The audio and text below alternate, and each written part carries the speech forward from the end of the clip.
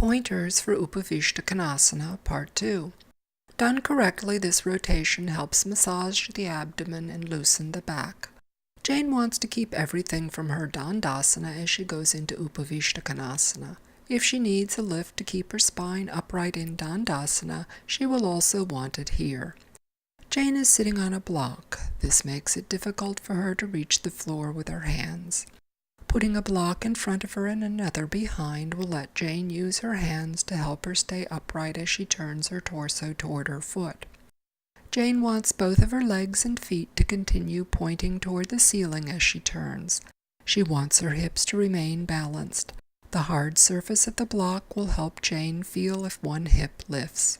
Jane finds it difficult to tell what her back leg is doing, so she may need to look to see that her leg and foot haven't rolled out.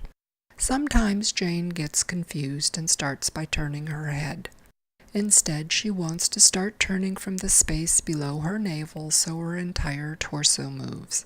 Her head should be the last to turn.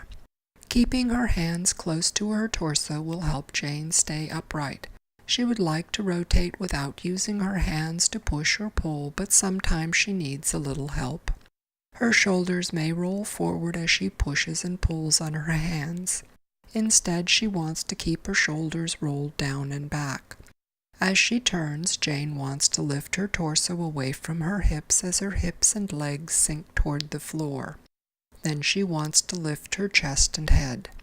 Her gaze should be level to the floor as she looks out over her toes. Jane wants to keep everything as she returns to center before going to the other side.